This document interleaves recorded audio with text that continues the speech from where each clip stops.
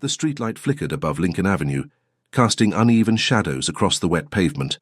Alina Brooks locked the restaurant's back door, her shoulders tight after 10 hours on her feet. 6-year-old Nora's small hand gripped hers, the child's other arm wrapped around a worn backpack that held homework and a half-eaten sandwich from the kitchen. Tonight's dinner. "Can we go home now, Mommy?" Nora's voice carried the weight of exhaustion only children forced to grow up too fast understood.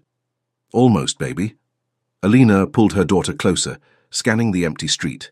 Chicago's November wind cut through her thin jacket.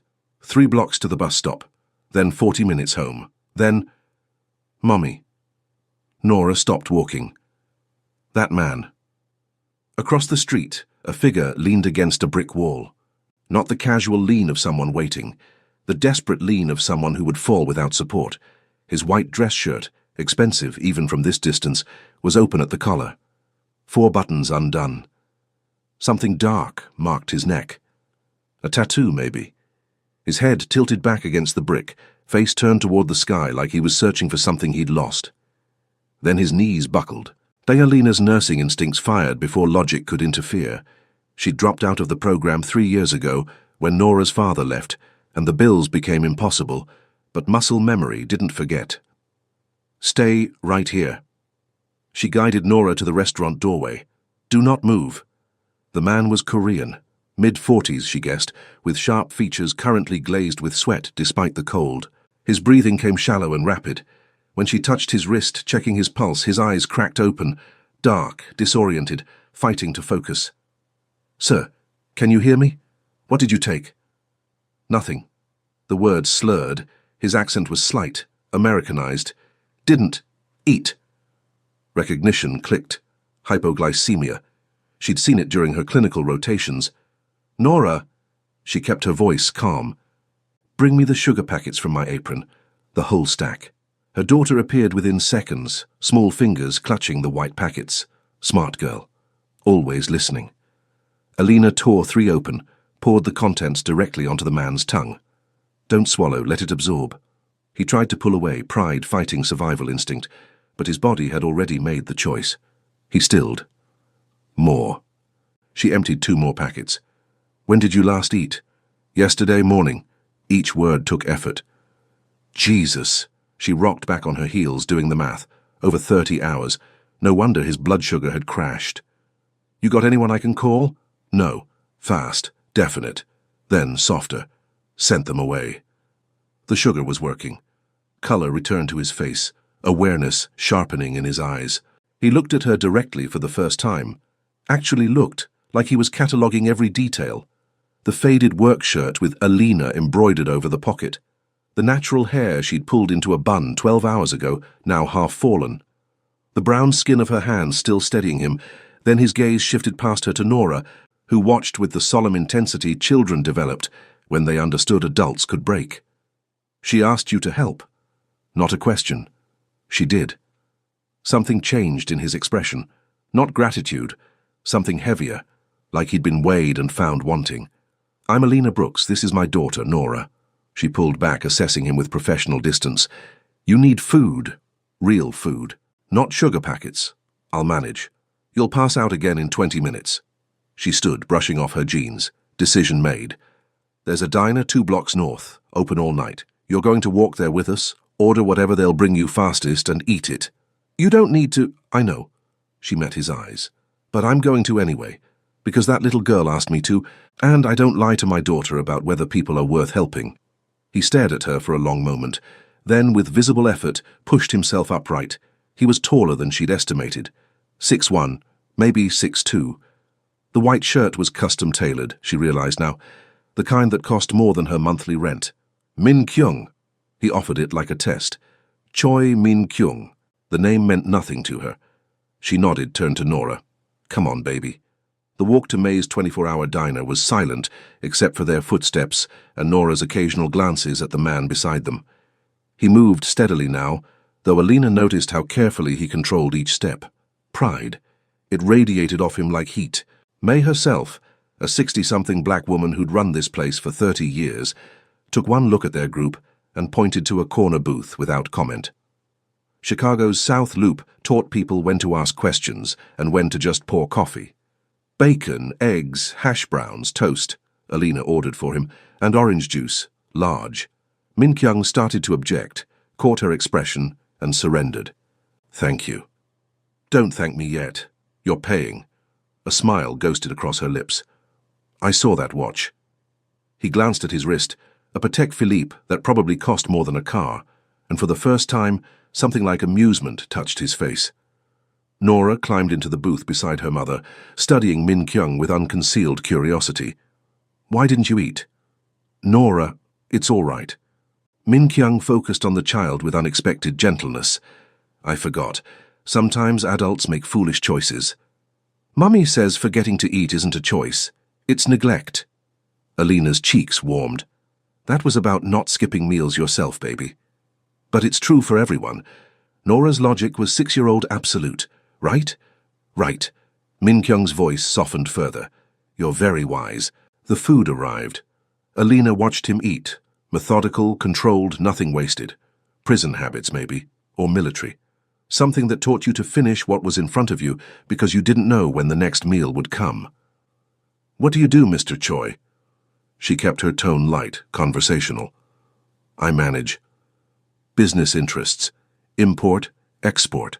Some real estate, vague enough to mean anything. But the way May had looked at him when they walked in, recognition followed by careful neutrality, suggested it meant something specific. Mommy manages tables at the restaurant, Nora volunteered, and bills, and me. I imagine that last one is the hardest. Min Kyung's attention stayed on the child. Do you go to school? Franklin Elementary, 1st grade. I can read chapter books now. Impressive. They talked, Min Kyung and Nora, about books and school and the stuffed rabbit she carried in her backpack. Alina watched the transformation, fascinated. This man who'd been barely conscious 20 minutes ago now engaged with her daughter like nothing else in the world mattered. He asked questions, listened to the answers, didn't patronize. The last man who'd done that was Nora's father, before he decided fatherhood wasn't worth the effort. An hour passed. Min Kyung's color had fully returned, his movements sure. He excused himself to the restroom, and May appeared with fresh coffee. You know who that is, honey? Alina's stomach tightened. Should I? Choi Min Kyung runs the Korean operations in the South Loop. Has for 10 years. May's voice stayed low, matter of fact. He's not violent, far as anyone knows, not like some, but he's not a businessman either, not the legal kind. The words settled like stones. Mafia. Of course. That explained the expensive clothes, the careful vagueness, the way he'd been alone on a street corner at midnight. He was sick, Alina said quietly. Hypoglycemic. Could have died. And you helped him. May squeezed her shoulder. That's who you are, but now you know who he is. So, you be careful, Alina Brooks. When Min Kyung returned, Alina saw him differently, the precise way he moved, the awareness in his eyes, constantly tracking the diner's other occupants, the deference in May's tone when she brought the check. He paid cash. Left a $100 tip on a $30 meal. Outside, the cold had deepened. Nora yawned against Alina's side. Thank you, Min Kyung said, for your help and your company. You're welcome. Alina hesitated. Will you actually eat tomorrow? Or am I going to find you collapse somewhere else? I'll eat. Promise. He studied her, this woman with tired eyes and gentle hands who'd chosen to help a stranger because her daughter asked. I promise. Good. She shifted Nora higher on her hip. We should go. Bus comes in 10 minutes. Let me drive you. No. Firm. Final. It's late. It's cold. You have a child. I know what I have. She met his eyes. And I know what you are now, Mr. Choi. So thank you, but no. Understanding flickered across his features. Not hurt, something closer to respect. Then at least this. He pulled a business card from his wallet. Thick stock, embossed lettering, a phone number, nothing else. If you or Nora ever need anything at all. Alina took it. She knew she should throw it away. Knew May's warning was well earned. But something in his expression, genuine gratitude mixed with something that looked like loneliness, made her tuck it into her pocket instead. Goodbye, Mr. Choi. Min Kyung. A pause. "And, Alina?" She turned back. "Your daughter is lucky to have someone who teaches her that people are worth helping." His voice carried weight she didn't fully understand. "That's rarer than you know." Then he walked away, disappearing into the Chicago night like he'd never been there at all. On the bus, Nora's head heavy against her shoulder, Alina pulled out the card. The streetlights flickered past, illuminating the embossed numbers. She should throw it away, should forget this ever happened. Instead, she slipped it back into her pocket and watched the city blur past the window. 3 days later, she learned exactly how much Min Kyung's promise was worth. The eviction notice appeared on a Tuesday, taped to her apartment door like a scarlet letter, formal and final. 30 days to pay $4, $200 in back rent or vacate the premises. Alina stood in the hallway, third-floor walk-up in a building that smelled like old grease and broken promises, and felt the walls close in. She'd been juggling, moving money between credit cards, promising landlords extensions, picking up double shifts. But Nora's asthma medication had tripled in cost when her insurance changed, and the restaurant cut hours after the health inspection, and the juggling had finally failed. 30 days. Thanksgiving was next week. Christmas coming. She had $340 in checking, and 3 decades of proof that life didn't pause for convenience. At work that night, she moved through her shift on autopilot, smiled at customers, refilled coffee, pretended the world wasn't ending. When she finally collapsed into the break room during her 10-minute break, May found her with her head in her hands. "What happened?" Alina told her, watched sympathy and helplessness cross the older woman's face in equal measure. "I can ask the church. They helped last year. Can't keep going back to that well. Family? You know I don't have any. Not here." Her mother was in Atlanta, working 2 jobs herself, and sending every spare dollar to Alina's brother in prison. "I'll figure it out, I always do."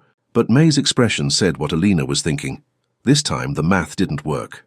That night, lying awake on the second-hand couch while Nora slept in their shared bedroom, Alina pulled Min Kyung's card from her wallet. The embossed numbers caught the streetlight filtering through the window. "If you or Nora ever need anything." She thought about May's warning. About the careful way Min Kyung had said, "business interests." About what it meant to accept help from a man like that. Then she thought about Nora's stuffed rabbit, about the school she loved, about stability and safety, and the difference between pride and survival. Her finger hovered over the numbers. She didn't call. The next morning, she was pouring coffee for the breakfast rush when the door chimed. Min Kyung walked in like he owned the place. And maybe he did, she realized. Maybe he owned half the block. He looked different in daylight, the same expensive clothes, but the shadows were gone from his face. He'd eaten, kept his promise. "Miss Brooks." His voice carried across the diner. Every head turned. May's eyes went wide. Alina set down the coffee pot before her shaking hands could betray her. "Mr. Choi." "May I speak with you? Privately?" She should say no. Should remember what he was. But something in his expression, concern, not command, made her nod. They stepped into the alley behind the diner. November wind whipped between the buildings. Alina crossed her arms, as much for warmth as defense. "How did you know I work here?" "I didn't, not for certain." He stayed carefully distant like he understood proximity would feel like threat. "But Nora mentioned the restaurant was 2 blocks from where we met. There aren't many options." "That's not an answer. No, the answer is I asked around, which I know violates your privacy and I apologize." He paused. "But I needed to see you." "Why?" "Because 3 days ago you saved my life, and yesterday I learned you're about to lose your home." He held up a hand as she stiffened. "I have resources. Let me help." "You're having me followed?" "No, but I have. Connections, throughout this neighborhood.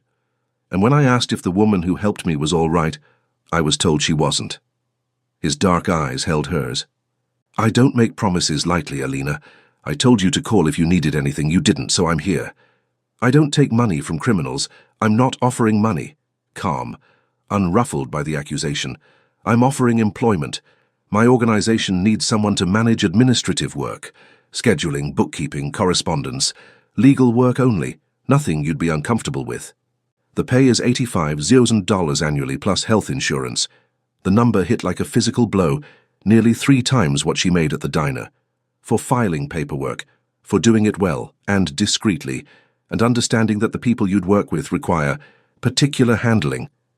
You mean criminals?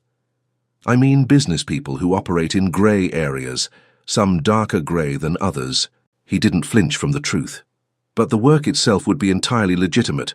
Payroll, vendor contracts, property management documentation. Think of it as running the administrative side of a complex organization.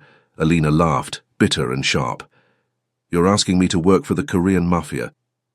I'm asking you to accept help that lets you keep your daughter housed and fed. The rest is details. Details that could land me in prison. Not if you do exactly what I tell you, which would be handle paperwork, ask no questions about what happens beyond your desk, and go home every night to Nora. He stepped closer, still respectful of distance but present. I'm not a good man, Alina, I don't pretend to be, but I protect what's mine and I keep my word. If you work for me, you and Nora will be safe. Housed, fed, educated, no one will touch you ever, because you own them. Because they fear me, but yes.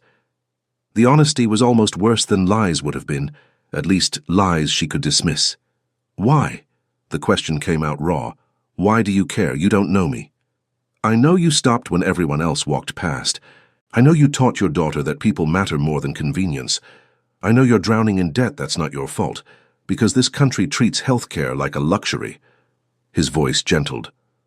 And I know what it's like to watch everything you've built crumble, because the system is rigged against you. The difference is I found a way to rig it back. I'm offering you the same chance. Alina's chest tightened. And if I say no, then I thank you again for saving my life and leave you alone. He pulled out a different card, law firm letterhead. But I'll also have my attorney contact your landlord. Pay the back rent anonymously through a housing charity. It will be handled either way. I don't want your charity. Then take the job. The wind cut between them. Alina thought about Nora's asthma medication, about the eviction notice, about the difference between right and pragmatic and the increasingly blurred line between the two. I need to think about it. Of course. He handed her the law firm card. My attorney's number, call when you decide. And Alina? She looked up. Whatever you choose, the rent is handled. You're not getting evicted. Not on my watch. He left before she could protest. Alina stood in the alley, the business card burning in her palm like evidence of a deal she hadn't yet made. That night, she called the attorney, not to accept the job, just to confirm the rent thing was real.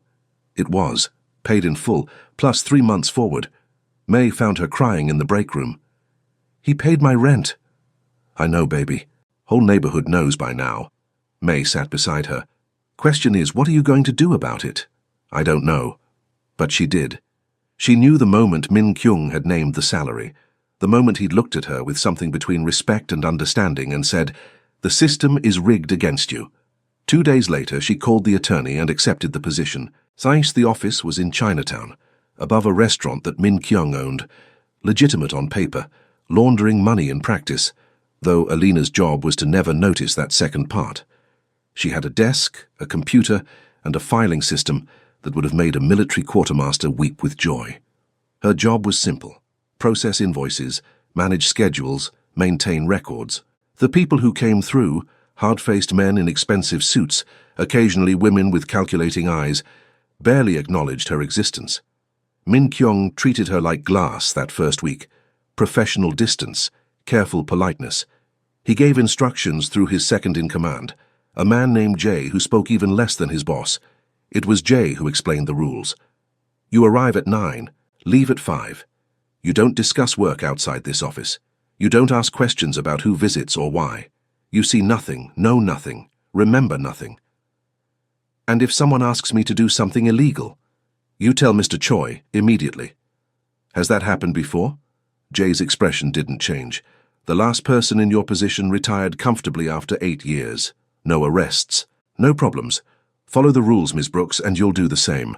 She followed the rules, but working for Min Kyung meant proximity, meant watching him operate with cold precision, meant noticing the small things, how he always arrived before dawn, like sleep was optional, how his jaw tightened when certain names were mentioned, how he kept a photo on his desk, a woman and a young boy, both smiling, both clearly gone.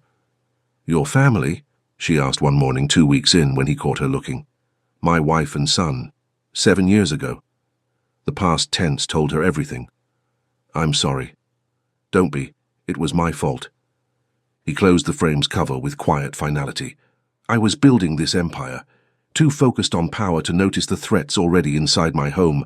By the time I did, he trailed off. Some mistakes you don't get to fix. Alina understood then. The isolation, the deliberate loneliness, the way he'd been alone that night on Lincoln Avenue, sending his people away. Is that why you helped me? Yes. No hesitation. I saw you with Nora and I thought, this is what protecting someone actually looks like, not controlling them, not building walls around them. Just being present. I'd forgotten that was possible. The confession hung between them. Then Min Kyung straightened, the moment passing. How is she? Nora, adjusting to the new apartment. Because of course he knew about that too. The 3-bedroom in a better neighborhood with actual heat and windows that locked. The place her new salary made possible. She loves it. Asks about you sometimes. Tell her I'm well, and that I'm glad she's happy. It became a routine. Small conversations during coffee breaks, updates about Nora's school, careful discussions about everything except the illegal parts of his business.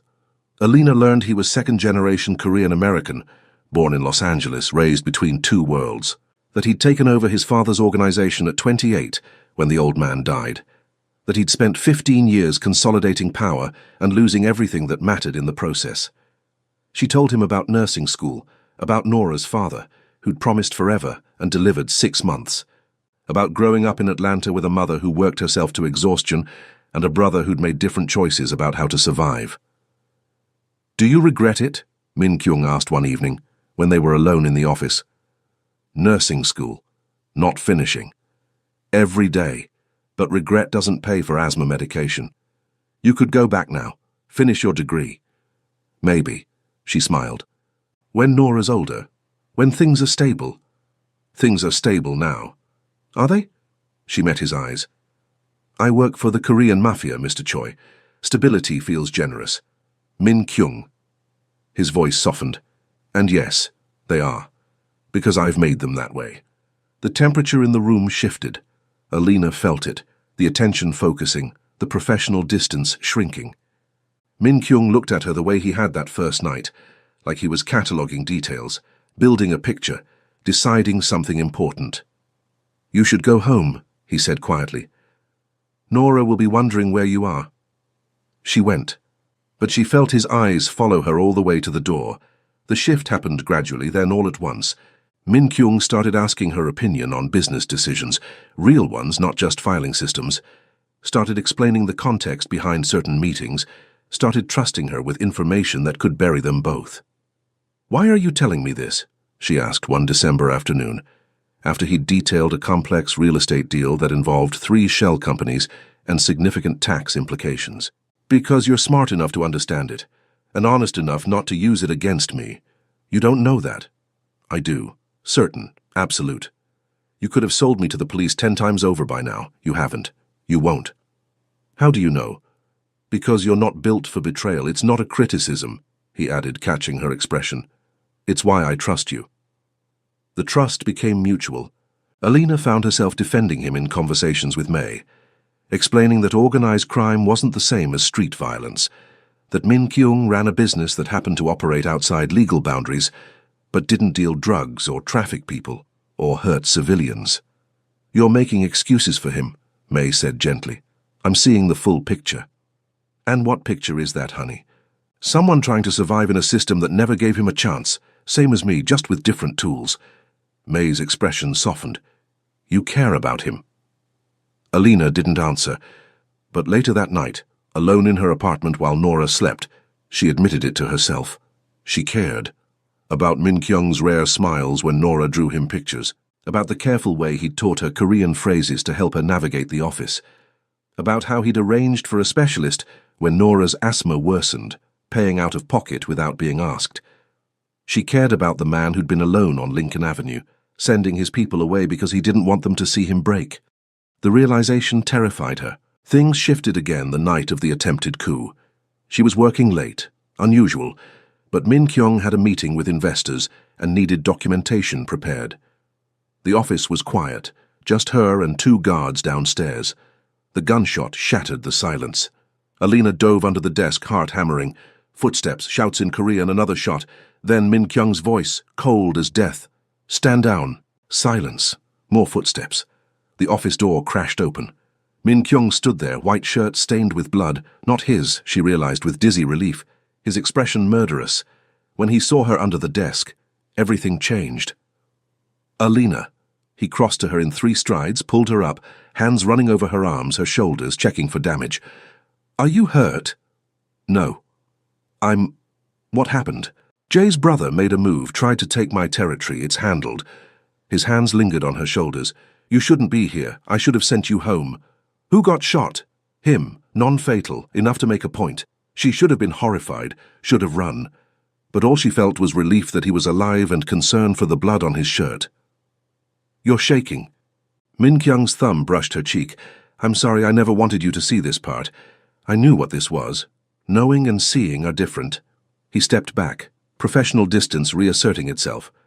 "I'll have someone drive you home. Take tomorrow off, paid." "I don't want tomorrow off. I want to make sure you're all right." The confession hung between them. Min Kyung's expression softened, something vulnerable breaking through the carefully maintained armor. "I'm fine, but thank you." A pause. "For caring." "Don't thank me for that." "Why not?" "Because it's not something you should have to earn." The words landed like a blow. Min Kyung stared at her, and Alina saw the moment he understood. She wasn't just an employee, wasn't just someone he'd helped. She was someone who saw him, all of him, and chose to stay anyway. "Alina, don't." She shook her head. "Don't say whatever you're about to say, not tonight, not like this." He nodded slowly. "Then let me take you home. Please." She agreed. In the car, a Mercedes that smelled like leather and expensive cologne, they rode in silence. When they reached her building, Min Kyung walked her to the door. "I'll have security watching the building for the next few weeks. Just precaution." "Is that necessary?" "For my peace of mind." "Yes." They stood in the doorway. Alina thought about inviting him up, about Nora, asleep upstairs, about the impossibility of this man in her life and the inevitability of wanting him there anyway. "Thank you," she said instead, "for keeping me safe, always." The promise was absolute. "Whatever happens, Alina, you and Nora are protected. That's not negotiable." She believed him. That night, lying awake, she admitted what she'd been avoiding for weeks. This wasn't just gratitude or proximity or even friendship. This was something far more dangerous. She was falling in love with Choi Min Kyung. The attack came 2 weeks before Christmas. Alina was walking Nora home from school when the car pulled up alongside them. Black sedan, tinted windows. Her security training, the sessions Min Kyung had insisted on after the coup attempt, kicked in immediately. She grabbed Nora, pulled her toward the nearest storefront, but the car was faster. The door opened. A man stepped out, mid-30s. Korean expensive suit, not one of Min Kyung's people. "Ms. Brooks." Polite, menacing. "I need you to come with me." "Like hell." "It's not a request. Mr. Choi has something that belongs to my employer. We need leverage to convince him to return it." Nora whimpered. Alina pulled her daughter behind her, mind racing. The street was busy, but not busy enough. People walked past, avoiding eye contact, unwilling to intervene. "My daughter has nothing to do with this." "I agree. Which is why she'll stay here while you come with us. Cooperate. And she goes home safe. We'll even have someone call her grandmother." Alina's blood iced. They knew about Nora's emergency contacts, had done their homework. "Mommy." Nora's voice was small, terrified. "It's okay, baby." She kept her voice steady, though her hands shook. "Everything's going to be okay." The man stepped closer. Alina calculated distances, exits, the probability of success if she ran. All of them ended badly. Then she heard it, the roar of an engine, the screech of tires. Min Kyung's Mercedes slammed to a stop 10 feet away. He emerged like violence given form, white shirt, 4 buttons undone, the dragon tattoo on his neck seeming to writhe with fury. 3 men flanked him, all armed. "Step away from them." His voice could have frozen blood. "Now." The man hesitated, looked at Alina, back at Min Kyung. "We just want to talk." "You just threatened my people on my street in front of a child." Min Kyung closed the distance between them in 3 strides. "I know who sent you, and I know what he wants. Tell him the answer is no, and if he comes near them again, I'll paint his organization across the South Loop." It wasn't a threat.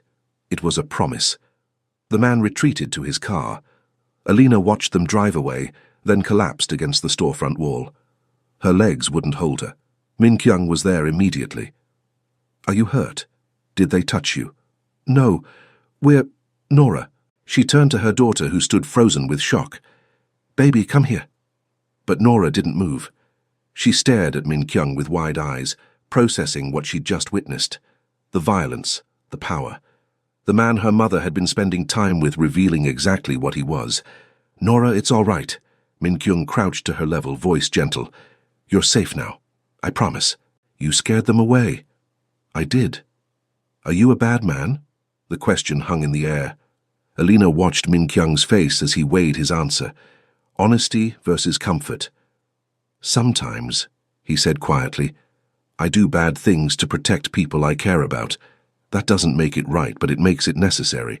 Nora processed this with the gravity only children possessed. Then, "Do you care about us?" "Very much." "Then I'm glad you're here." The simplicity of it nearly broke him. Alina saw the crack in his armor, the vulnerability he only showed in rare moments. He'd been called a monster by his enemies, a criminal by society, but to this 6-year-old girl he was simply someone who kept them safe. Min Kyung straightened, offered his hand. "Let's get you both home." In the car, Alina's hands wouldn't stop shaking.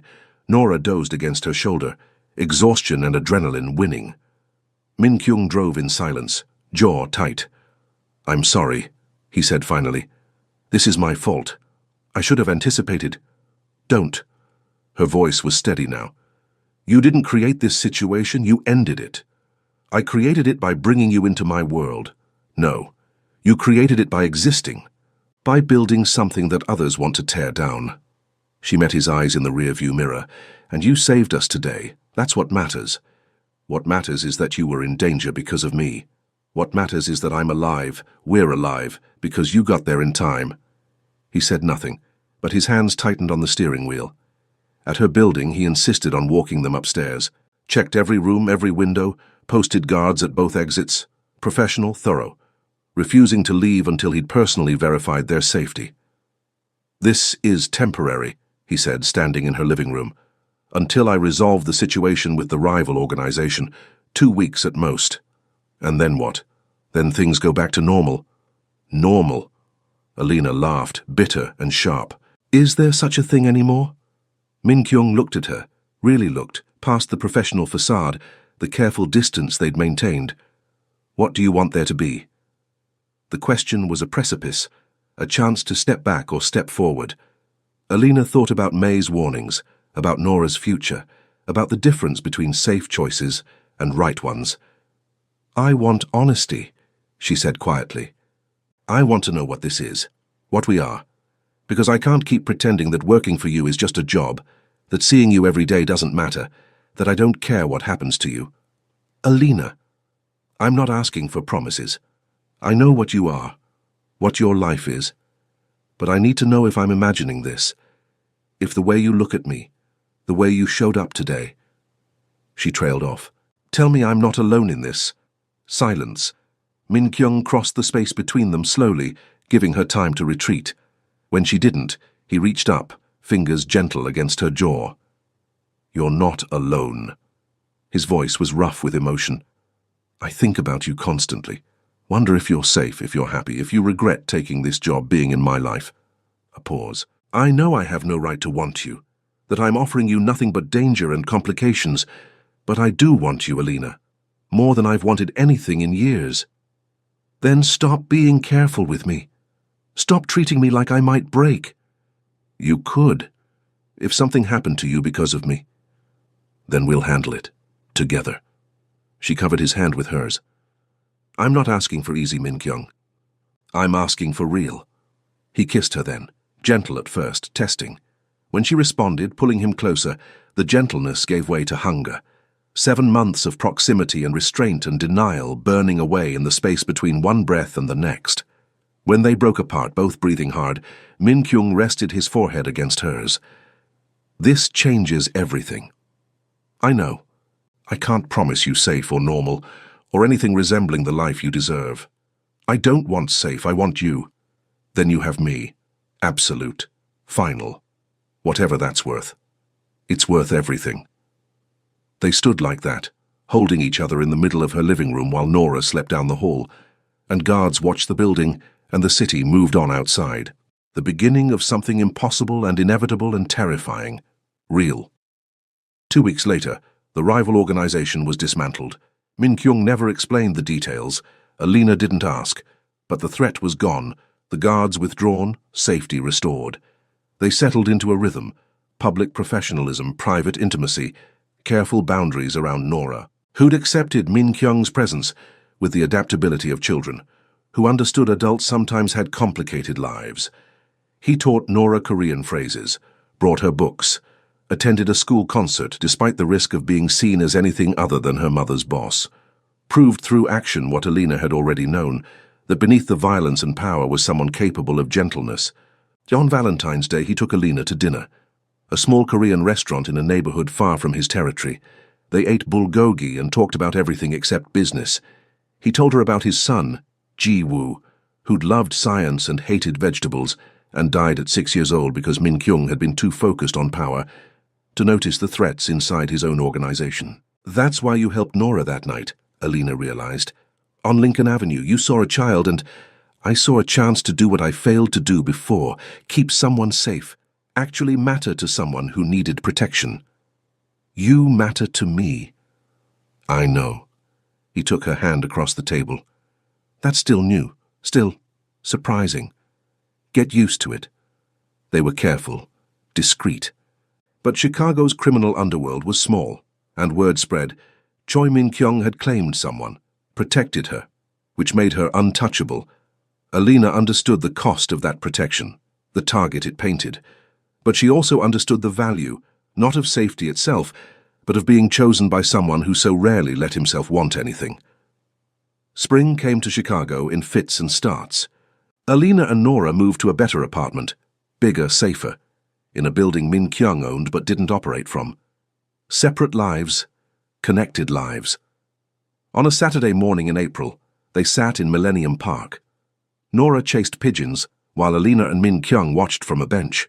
She's happy, Min Kyung observed. She is. We both are. No regrets? Only one.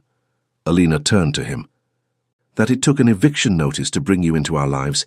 Everything else, I'd choose it all over again. He smiled, rare, genuine, the expression that made him look younger than his 41 years. I have something for you. The box was small, velvet. Inside, a key. To what? The apartment you're living in. It's yours. Legally. No strings. Whether we work out or not, you and Nora have a home. That's not negotiable. Alina stared at the key. At the man who'd gone from stranger to employer to something far more complicated, who'd seen her daughter hungry and desperate and decided to build them a foundation. This is too much. It's not nearly enough. He closed her fingers around the key. But it's a start, for whatever comes next. And what comes next? I don't know. We figure it out together, one day at a time. Nora ran back to them, breathless and grinning. Can we get ice cream? Absolutely. Min Kyung stood, offered both hands, one to Alina, one to Nora. What flavor? Chocolate. They walked together through the park, an unlikely family bound by circumstance and choice, and the kind of love that doesn't ask permission. Alina thought about the woman she'd been 7 months ago, terrified and alone, about the choice to help a stranger in the cold, about how sometimes the right decision looks nothing like safety. Mommy? Nora tugged her hand. Are you happy? Yeah, baby. Alina squeezed Min Kyung's fingers, felt him squeeze back. I really am. The Chicago skyline rose behind them, steel and glass and infinite possibility. The future was uncertain, probably dangerous, definitely complicated, but it was theirs, and that was enough.